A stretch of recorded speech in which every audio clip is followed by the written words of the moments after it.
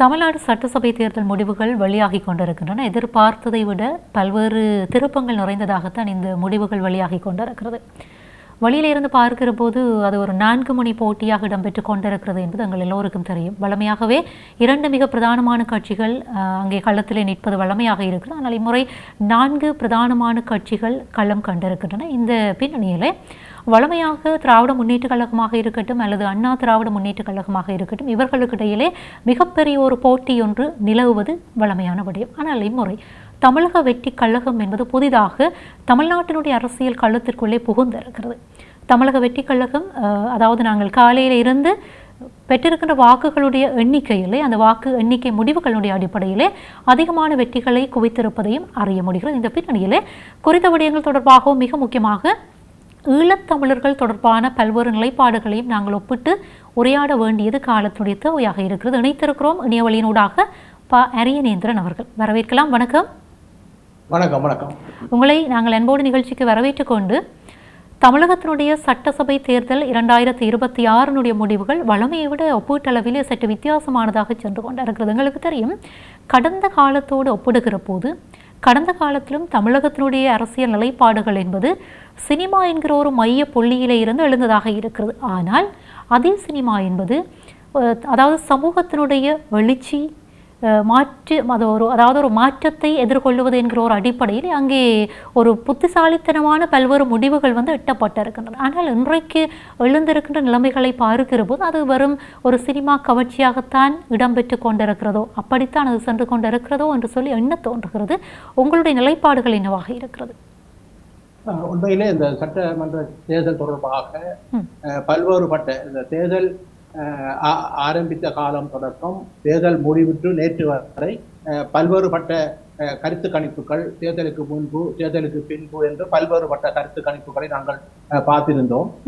ஏறக்குறைய நினைக்கிறேன் 7 அமைப்புகள் அந்த கருத்து கணிப்பில் முக்கியமான அமைப்புகள், அதிலே 6 நினைக்கிறேன் 6 அமைப்புகள் தொடர்ச்சியாக திமுக தான் வெற்றி பெறும் என்ற ஒரு நிலைப்பாட்டையும், அண்ணா திராவிட முன்னேற்ற கழகம் அதுக்கு அடுத்ததாகவும், இப்பொழுது இருக்கின்ற விஜயின் கட்சி அடுத்த நிலைக்குத்தான் செல்லும் என்ற ஒரு நிலைப்பாட்டிலும் அவர்கள் 7 அமைப்புகள் அவ்வாறு கூறியிருந்தார்கள். ஆனால் திடீரென்று நேற்று முன்தினம் ஒரு அமைப்பு, தமிழ் வெற்றி கழகமாக இருக்கக்கூடிய விஜய் அவர்கள் தான் ஆட்சியை பிடிப்பார் என்ற ஒரு கருத்து கணிப்பையும் அவர்கள் போட்டிருந்தார்கள். இப்பொழுது நாங்கள் அந்த முடிவுகளை பார்க்கின்ற போது அவர்கள் கூறிய அந்த கணிப்பீட்டின்படி இப்பொழுது அந்த கட்சி, அதாவது விஜய் அவர்களுக்கான கட்சி ஆதரவு மிகவும் கூடுதலாக இருந்து கொண்டிருக்கின்றது. இதற்கான காரணம் என்னவென்று நாங்கள் பார்க்கின்ற போது, முதலாவதாக நாங்கள் பார்க்கக்கூடியதாக இருக்கின்ற இந்த ஆட்சியிலே, இப்பொழுது ஏற்கனவே ஆட்சியிலே இருந்த திமுக கட்சியில் இருக்கக்கூடிய ஏறக்குறைய 31 அமைச்சர்கள் இதிலே தோல்வி அடைந்ததாக அந்த செய்திகள் வருகின்றது. அவர்கள் தொடர்பான அந்த ஊழல்கள், மக்கள் மேல் கொண்ட அதிருப்திகள், அவர்களுக்கு எதிராக அந்த வாக்குகள் செலுத்தப்பட்டிருக்கின்றது. சரி, அவர்தான் அந்த ஆட்சியை அவ்வாறு இருந்தாலும் கூட நல்லாட்சி என்று கூறுகின்ற அதிமுகவுக்கான அதை கூட மக்கள் 3ஆம் நிலைக்குத்தான் இப்பொழுது தள்ளி இருக்கின்றார்கள். ஆனால் விஜயின் கட்சி இப்பொழுது கூடுதலாக வந்திருப்பதற்கான காரணம் என்னவென்றால், இதை நாங்கள் பார்க்க வேண்டும். இந்த மொத்த வாக்காளர்கள் தொகையிலே ஏறக்குறைய 19 வயதுக்கும் 18 வயதுக்கும் 19க்கும் மேற்பட்ட வயதை உடையவர்கள் ஏறக்குறைய 12.51% அந்த மாணவர்கள். அதே போல கூடுதலாக ஆண்களை விட பெண்கள் கூடுதலான வாக்காளர்களாக இருந்திருக்கின்றார்கள். ஆக இந்த பெண்களும் இளைஞர்களும் மாணவர்களும் கூடுதலாக விஜய் அவர்களுக்கு வாக்களித்திருக்கின்றார்கள் என்ற நிலையைத்தான் நான் இதிலே பார்க்கக்கூடியதாக இருக்கின்றது என்பது ஒரு விடயம். இரண்டாவது விடயம் என்னவென்றால், பெற்றோர்களை பொறுத்தமட்டில், அதாவது 50 வயது அல்லது 60 வயதுக்கு மேற்பட்டவர்கள் இந்த பழம்பெரும் கட்சியாக இருக்கக்கூடிய திமுக அல்லது அண்ணா திராவிட முன்னேற்ற கழகத்துக்கு அவர்கள் ஆதரவு அளிப்பதற்கான வாய்ப்பு இருந்தாலும் கூட, அந்த விஜய் அவர்களின் தேர்தல் பிரச்சாரம் என்பது இளைஞர்களை, வாக்காளர்களை மாத்திரம் மையப்படுத்தி அவர் பிரச்சாரம் செய்யவில்லை. வாக்காளர்கள் அல்லாத சிறுவர்களையும் அவர்கள் அந்த பிரச்சாரத்தின் மூலமாக ஒரு ஈர்ப்புத்தன்மையை, அதாவது நடிப்பின் மூலமான ஈர்ப்புத்தன்மையை அவர் வைத்ததன் காரணமாக அந்த ஈர்ப்பு என்பது பெற்றோர்கள் மனதிலே, அது பிள்ளைகள் அழுத்தம் கொடுக்கின்ற நிலையில், எச்சரிக்கின்ற நிலையில், கட்டாயம் நீங்கள் நடிகர் விஜய் அவர்களை ஆதரிக்க வேண்டும், அவ்வாறு ஆதரிக்காவிட்டால் நாங்கள் பல்வேறுபட்ட நடவடிக்கைகளை நாங்கள் எடுப்போம் என்று அந்த குடும்பங்களை சேர்ந்தவர்களுக்கு எச்சரிக்கை செய்த விடயங்களை நாங்கள் ஊடகங்களிலே பார்த்திருந்தோம். ஆகவே பெற்றோர்களும் தங்கள் பிள்ளைகளின் வேண்டுதலை ஏற்று ஏதோ அவ்வாறான வாக்குகளையும் அவர்களுக்கு அளித்திருக்கலாம் என்பது ஒரு விடயம். அப்படியானால் இதை நாங்கள் முழுமையாக ஒரு திரை கவர்ச்சி என்று சொல்லி எடுத்துக்கொள்ளலாமா? அதனுடைய விளைவாகத்தான் இந்த வாக்குகள் கிட்டே இருக்கின்றன என்று எடுத்துக்கொள்ளலாமா?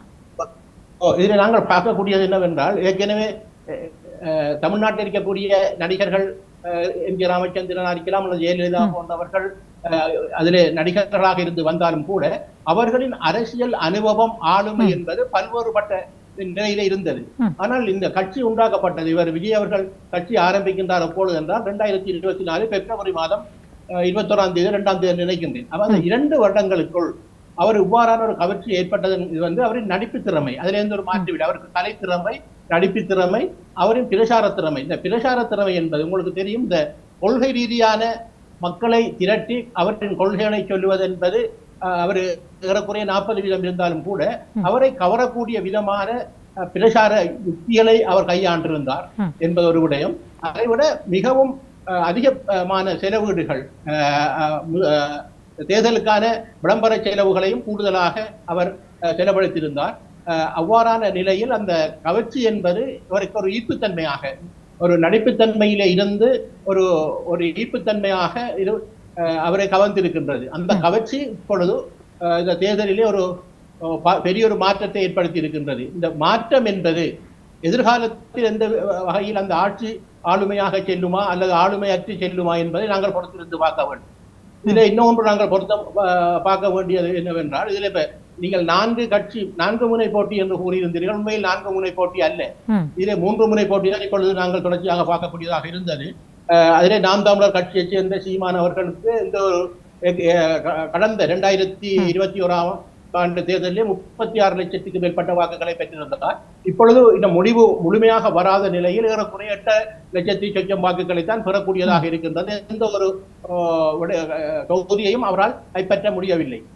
ஆனால் அவர்கள் சில விடயங்களை குறிப்பிட்டிருந்தார்கள். நாங்கள் இதை 2 முனை போட்டியாகத்தான் பார்க்கிறோம், ஏனென்றால் திராவிடத்திற்கும் தமிழ் தேசத்திற்கும் இடையிலான ஒரு போட்டியாகத்தான் இந்த விடயத்தை பார்க்கிறோம் என்று சொல்லி நாம் தமிழர் அமைப்பு தன்னுடைய கருத்துக்களை முன்வைத்திருந்தது. குறிப்பிடுங்கள். நிச்சயமாக அவர்கள் கூறியிருந்தார்கள். இதிலே நாங்கள் இன்னொன்றை பார்க்க வேண்டியிருக்கின்ற என்னவென்றால், தமிழ்நாட்டு தேர்தலில், தமிழ்நாட்டு சட்டசபை தேர்தலாக இருந்தாலும் கூட மத்திய அரசின் ஆளுமை என்பது அங்கு இருக்கின்றது. அந்த மத்திய அரசின் ஆளுமை என்பது எவ்வாறு நாங்கள் பார்க்க வேண்டும் என்றால், சீமான் அவர்கள் விடுதலை புலிகள் இயக்க தலைவர் மேலுகு அவர்களை முழுமையாக அவர் தேர்தல் பிரச்சாரத்தில் அவர்களை பெயரை பாவித்து அவரை ஈழத்தமிழர்கள் விடயத்திலே அவரை நடந்த விடயங்களை, உண்மைத்தன்மைகளை அவர் கூறுகின்ற ஒரு துணிச்சல் மிக்க ஒரு தலைவராக அவர் இருந்தார்.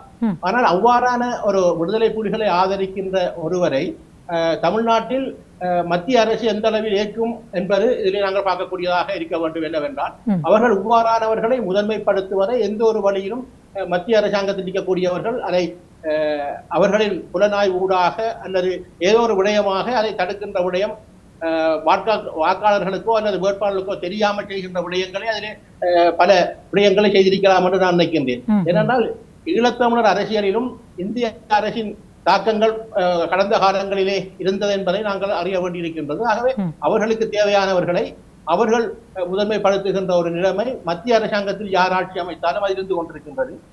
என்னை பொறுத்த மட்டும் இப்பொழுது விஜய் அவர்களை வெற்றிக்கு பின்னால் மத்திய அரசாங்கத்தின் தாக்கமும் இருக்கின்றதை நான் அறியக்கூடியதாக இருக்கு. நான் நினைக்கின்றேன் அவ்வாறு இருக்கும் என்று நான் நினைக்கின்றேன்.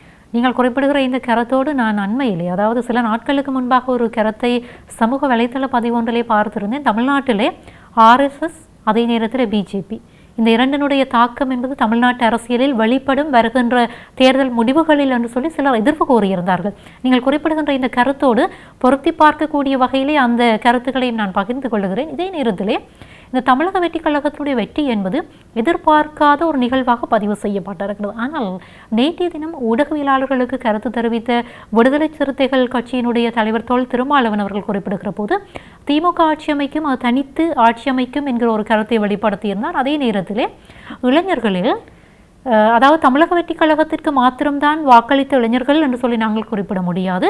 அதற்கு எதிராக வாக்களித்த இளைஞர்களும் இருக்கத்தான் செய்கிறார்கள் என்று சொல்லி அவர் குறிப்பிட்டிருந்தார். ஆனால் இன்றைக்கு நிலைமைகள் மாறி இருப்பதை இந்த தேர்தல் முடிவுகள் எங்களுக்கு வெளிப்படுத்தி கொண்டிருக்குன்னு நான் நினைக்கிறேன். அதாவது இந்த நேரம் 2:30 வரைக்கும் இந்த முடிவுகளை தான் அவதானிக்க முடிகிறது. இந்த இடத்திலே திமுக அதே நேரத்தில் அதிமுக அந்த 2 கட்சிகள் மிக பெரும் அந்த பழம்பெரும் கட்சிகள் இரண்டும் ஒன்றுக்கொன்று இணையான தளத்திலே நிற்பதை அவதானிக்க முடிகிறது இந்த முடிவுகளை வைத்து. ஆகவே எதிர்க்கட்சி என்கிற ஒரு அடிப்படையிலே ஒருவேளை அதாவது இந்த 2 கட்சிகளும் எதிர்க்கட்சியாக நிற்கின்ற அந்த சந்தர்ப்பத்தில் யாருக்கு அதிகமான வாய்ப்புகள் அதிகமாக இருக்கும்? இதை நாங்கள் ஒன்று பார்க்க வேண்டும் என்னவென்றால், விஜய் அவர்கள் ஆட்சி அமைப்பதற்கு ஏறக்குறைய இன்னும் 12 அல்லது 14 ஆசனங்கள் தேவையா இருக்கிறது. இந்த 14 ஆசனங்களையும் இந்த 2 கட்சிகளிலிருந்து கூட்டாக இருக்கின்ற கட்சிகளில் இருந்தால் அவர் பெறக்கூடிய வாய்ப்பு இருக்கின்றது.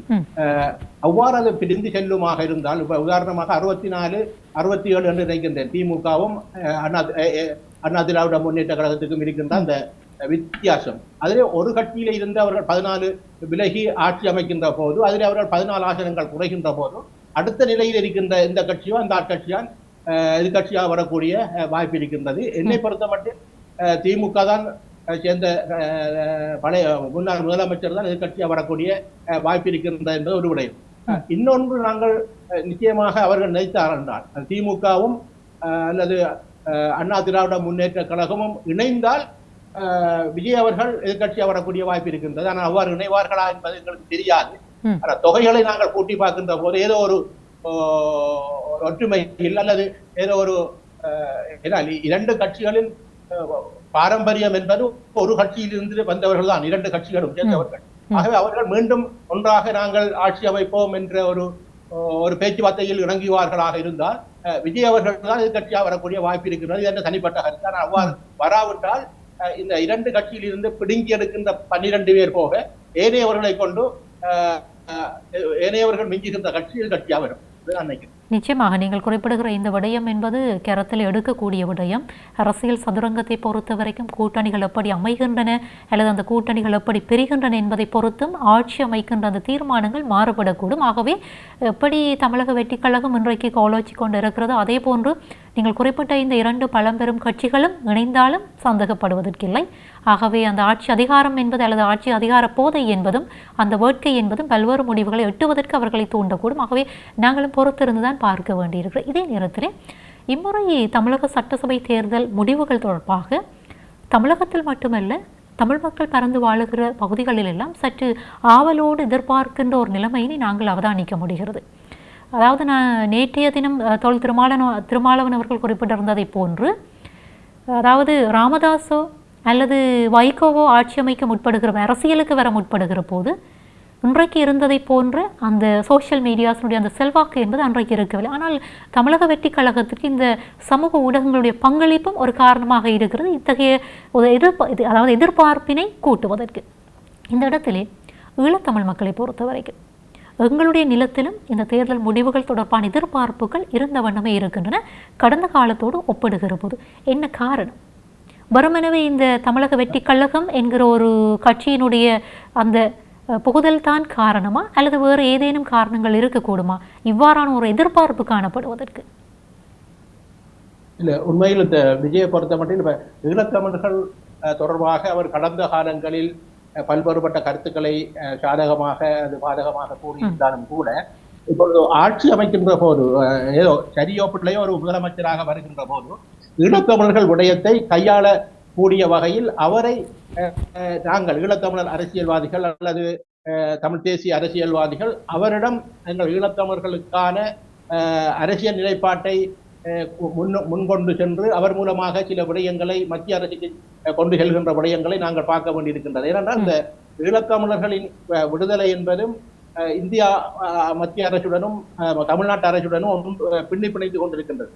கடந்த 74 வருடங்களாக நாங்கள் பார்க்கின்ற போது தமிழ்நாட்டிலே முதலமைச்சராக இருந்தவர்கள் அல்லது மூனா கருணாநிதியாக இருக்கலாம் அல்லது ஜெயலலிதாவாக இருக்கலாம் அல்லது எம்.ஜி. ராமச்சந்திரனாக இருக்கலாம். அந்த விடுதலை ஆயுத ரீதியான விடுதலை போராட்டமாக இருந்தாலும் சரி, அஹிம்சை ரீதியான விடுதலை போராட்டமாக இருந்தாலும் சரி, சரியோ பிள்ளையோ அரசியல் தீர்வு ஒன்று வழங்க வேண்டும் என்பது அவர்கள் உடற்களவிலோ உள்ளத்தாலோ வற்புறுத்திய நிலைப்பாடு இருக்கின்றது. இறுதியாக ஜெயலலிதா அவர்கள் அந்த தீர்மானம் ஒன்றையும் கொண்டு 2012ஆம் ஆண்டு நிறைவேற்ற தீர்மானங்களும் இருக்கின்றது. ஆனால் இந்த விஜயை பொறுத்த மட்டில் அந்த ஈழத்தமிழர்கள் அரசியலில் எந்த வகையில் அவர் ஆளுமை செலுத்துவார் அல்லது அவருக்கு ஆலோசகராக இருக்கக்கூடியவர்கள் எந்த வகையில் அதை கொண்டு செல்லக்கூடிய வகையில் அவர் அதை கொண்டு செல்வார் என்பதை ஏன்னா நாங்கள் அனுபவ ரீதியாக அவரை இப்பொழுது நாங்கள் பார்க்க முடியாமல் இருக்கின்றோம். ஏன்னால் அவர் ஒரு நடிகராக இருந்து ஒரு கதாநாயகனாக இருந்து நடிப்பின் மூலமாக திடீரென்று 2 வருஷத்துக்குள்ளே ஒரு அரசியலிலே வருகின்ற போது அவர் எந்த வகையில் ஈழத்தமிழர்களின் அரசியல் விடயத்தை முதன்மைப்படுத்தி கொண்டு செல்வார் என்பதை நாங்கள் காலம்தான் தீர்மானிக்க வேண்டும் என்று நினைக்கின்றேன். ஆனால் அதற்கான அழுத்தங்களை தமிழ்நாட்டிலே இருக்கக்கூடிய விஜய் அவர்களுக்கு ஆதரவு தெரிவித்த தமிழ்நாட்டில் இருக்கின்ற ஈழத்தமிழ் அரசியல்வாதிகள் அல்லது ஈழத்தில் இருக்கக்கூடிய தமிழ் தேசிய கட்சிகள் அல்லது புலம்பெயர்ந்து இருக்கின்ற பலரும் விஜய் அவர்களுக்கு ஆதரவு தெரிவித்திருக்கின்றார்கள். ஈழத்தில் இருக்கக்கூடிய இளைஞர்களும் விஜய் அவர்களை ஆதரித்தார்கள். அது ஒரு கவர்ச்சி, ஒரு ஈர்ப்புத்தன்மையாக அதை எடுத்தாலும் கூட ஒரு தமிழ் தேசிய அரசியல் தொடர்பாக நாங்கள் அவரை அணுக வேண்டிய தேவை இருக்கின்றதான் நான் நினைக்கிறேன். இந்த இடத்துல மிக முக்கியமான விடயங்கள் தொடர்பாக நாங்கள் உரையாடி கொண்டிருக்கிறோம். ஈழத்தமிழர்களுடைய இந்த உரிமைகள் சார்ந்திருக்கக்கூடிய விடய பரப்புகள் அல்லது எங்களுக்கான ஒரு உரிமையை பெற்றுக் கொடுப்பதற்கு தமிழ்நாட்டு அரசுடைய செல்வாக்கு என்பது எந்த அளவுக்கு இருக்க வேண்டும் என்பதற்கு கடந்த காலங்களே சாட்சியாக இருக்கின்றன. இந்த இடத்திலே அதாவது தமிழக வெற்றி கழகத்தினுடைய தலைவர் விஜய் ஒருவேளை ஆட்சி அமைக்கின்ற பட்சத்திலே எங்களுடைய நிலைப்பாடுகள் தொடர்பாக அல்லது இந்த அரசியல் புரிதல் அது ஈழமாக இருக்கட்டும், தமிழ்நாட்டில் இருக்கக்கூடிய அந்த அரசியல் பின்புலமாக இருக்கட்டும், இந்த அரசியல் அறிவு சாணக்கியத்தன்மை என்பது எந்த அளவுக்கு அவரிடத்தில் இருக்கிறது? சாணக்கியத்தன்மை என்று நாங்கள் பார்க்கின்ற போது இது கடந்த காலங்களில் அவர் ஈழத்தமிழர் தொடர்பாக அவர் என்ன செய்திருக்கின்றார் அல்லது எவ்வாறான நடவடிக்கை எடுத்திருக்கின்றார் என்றால் எந்த விடயத்திலே அவர் எடுக்கிறார் எனக்கு தெரியவில்லை. ஏனென்றால் சில விடயங்களிலே கதைத்திருக்கின்றார். ஏனென்றால் அவருடைய இந்த பிரச்சாரத்தினுடைய ஆரம்ப நாட்களில் கூட கச்சதீவை மீட்போம் என்கிற மிகப்பெரிய ஒரு கோஷத்தோடு அவர் வந்து நின்றார். ஆனால் பின்னால் கொஞ்சம் அதை திருத்திக் கொண்டதையும் நாங்கள் அவதானித்தோம். அரசியலுக்காக இப்ப தாங்கள் வெல்ல வேண்டும் என்றால் ஏதாவது கூறி வெற்றி அடைகின்றது. ஈழத்தமிழ் அரசியல்வாதிக்கும் இருக்கின்றது, தமிழ்நாட்டு அரசியல்வாதிக்கும் இருக்கின்றது. ஆகவே அந்த வகையில் அவர் தான் எவ்வாறான விடயங்களை முதன்மைப்படுத்தி அவர் செய்ய வேண்டும் என்பதை என்னை பொறுத்தவரை அங்கே வாக்களித்தவர்கள் அவரின் தேர்தல் விஞ்ஞாபனத்தை பார்த்தோ அல்லது அவரின் கூறுகின்ற நல்ல திட்டங்கள் அபிவிருத்தி திட்டங்கள் தொடர்பாக அதை படித்தவரும் அங்க வாக்களிக்கவில்லை. அதில் நீங்கள் பார்த்திருப்பீர்கள் அவரிடம் செய்திருந்த ஒரு ஈர்ப்புத்தன்மை, பெண்களை கூறுகின்ற பல விடயங்கள், இளைஞர்கள் கூறுகின்ற விடயங்கள். அடுத்தது இளைஞர்கள், நான் நேற்று முன்னாள் பார்த்திருந்தேன் ஒரு வீடியோவில் தனது தந்தை அவர்கள் வேறொரு கட்சிக்கு நினைக்கிறேன் திராவிட முன்னேற்ற கழகத்துக்கு வாக்களித்ததாக கூறி தனது மகன் அவரை இழுத்து வெளியிலே, அதாவது வீட்டிலிருந்து வாசலிலே அவரை தள்ளிவிட்டு போன சம்பவம் எல்லாம் நாங்கள் பார்க்கக்கூடியதாக இருந்தது. அவர் இந்த ஈர்ப்புத்தன்மை என்பது இந்த இளைஞர்களை அவர் எந்த விதத்தில் கவர்ந்தாரோ அந்த இளைஞர்கள் மூலமாகத்தான் அவர் இந்த வெற்றியை பெற்றிருக்கின்றார். ஆகவே இந்த அரசியல் தொடர்பாக இப்பொழுது அவர் அமைக்க போகின்ற அமைச்சரவை எந்த வகையில் அவர்கள் ஆளுமையாக இருக்கின்றார்கள், எந்த வகையில் அவர்கள் அனுபவசாலிகளாக வருகின்றார்கள் என்பதை நாங்கள் பார்க்க வேண்டியிருக்கிறது. ஆகவே இந்த எல்லோரும் கற்றுக்கொண்டு வருவதில்லை. அரசியலுக்கு வந்த பிறகும் கற்றுக்கொள்ள வேண்டிய தேவை இருக்கின்றது. ஆகவே அவர் தன்னை மாற்றி ஈழத்தமிழர்கள் தொடர்பாக சில விடயங்களை செய்ய வேண்டும் என்ற ஒரு அடித்தளம் அல்லது அவருக்கான ஒரு வாய்ப்பை அல்லது அதற்கான ஒரு அழுத்தத்தை நாங்கள் தொடர்ச்சியாக வழங்குகின்ற போது சில விடயங்களிலே மாற்றங்கள் வரலாம் என்ற தேவை இருக்கின்றது. ஆனால் ஈழத்தமிழர்களை பொறுத்த மட்டும் நாங்கள் எவரையும் எதிர்க்க முடியாது. ஏனென்றால் இப்பொழுது யார் ஆட்சி அமைக்கின்றார்களோ ஆட்சி அமைக்கின்றவர்களை அரவணைத்து செல்கின்ற ஒரு பக்குவம் எங்கள் ஈழத்தமிழர்களுக்கு இருக்க வேண்டும். ஏனென்றால் நாங்கள் ஆட்சி அமைத்தவர்களை நாங்கள் ஒதுக்கிவிட்டு அல்லது அதற்கு முரணாக கருத்தை கூறிக்கொண்டிருந்தால் எந்த ஒரு விடயத்தில் நாங்கள் வெற்றி அடைய முடியாது. ஆகவே சரியோ பிள்ளையோ வெற்றி அடைந்து விட்டார் அல்லது ஆட்சி அமைத்து விட்டார் என்றால் அவரை அரவணைத்து அவரை ஈழத்தமிழர்கள் சார்பாக எங்கள் நிலைப்பாட்டை கொண்டு செல்வதற்கு நாங்கள் அதுக்கான அரசியல் விடயங்களை முன்கொண்டு செல்வது.